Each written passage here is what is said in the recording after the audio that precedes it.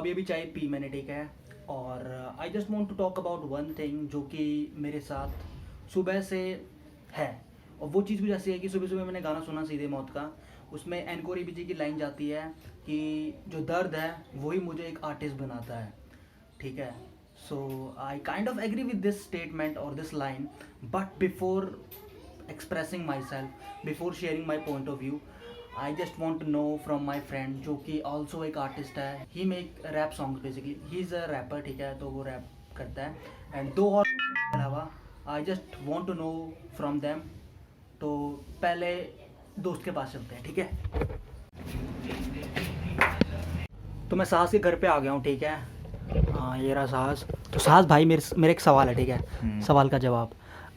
तो मैंने आज सुबह सीधे मौत का गाना सुन रहा था।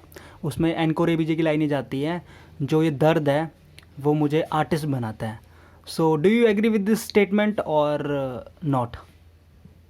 100%। So you agree with this statement? 100%।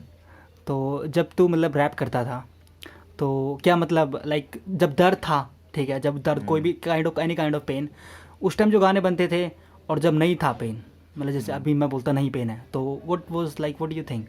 एक सिंपल सा डिफरेंस है। हाँ, जब आदमी के पास कोई इमोशन होता है, वेदर इट बी हैप्पीली और इज इन सॉरो, जब उसके पास एक इमोशन होगा ना, तो उसको उतारने की उस पर चुल होती है।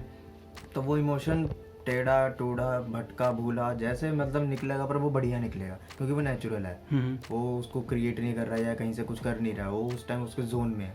बट जब नहीं होता फिर बनाना करना थोड़ा सा डिफिकल्ट रहता है। बट आई एग्री कि हाँ, होता है। जो आदमी के पास कोई इमोशन होना चाहिए। उसने पेन बोला, पेन मतलब मैं सिर्फ एक इमोशन कह रहा हूँ, कुछ टाइम के लिए टेम्परेरी इमोशन है उसके पास, बस वो बंदा उस चीज़ का फ़ायदा उठा लेता है। ठीक है, तो ये था साहस का ओपिनियन। मैं अपना ओपिनियन बताऊंगा आपको घर में जाके। साहस का ओपिनियन जानने के बाद जा रहा हूँ मैं घर की तरफ, and there is one interesting thing है, मैं बताता हूँ आपको। देखो,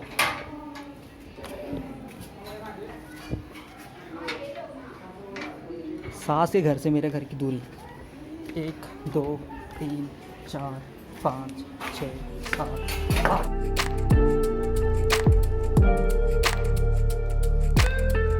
सो वो था साहस का ओपिनियन। मैं अपना ओपिनियन बताऊंगा, बट मैंने 2 और लोगों से पूछा है कि लाइक व्हाट दे थिंक। तो पहले उनका ओपिनियन आ जाए, लाइक व्हाट दे थिंक, उसके बाद देखते हैं।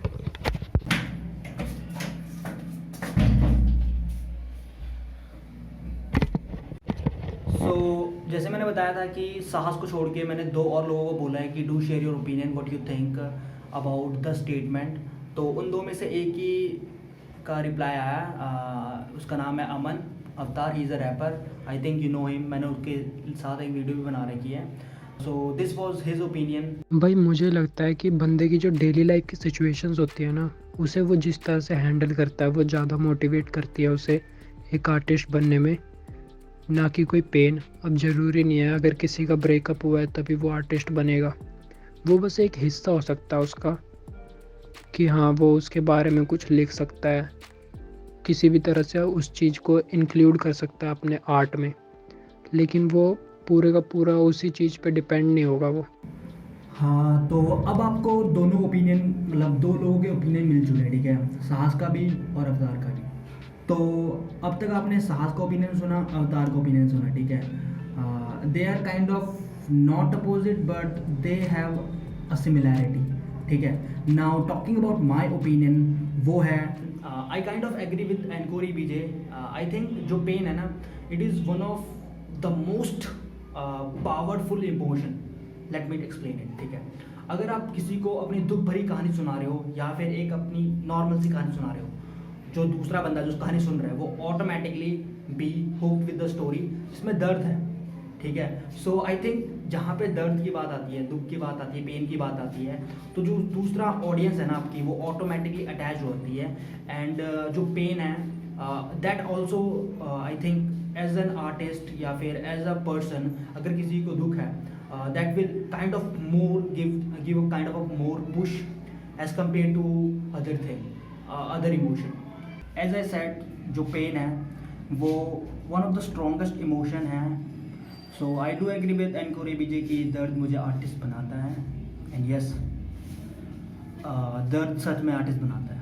के रास्तों होता दर्द लगे मुझको सब श्रापित लगे मुझे दर्द बनाता आर्टिस्ट लगे कोई सुन नहीं रहा है मुझको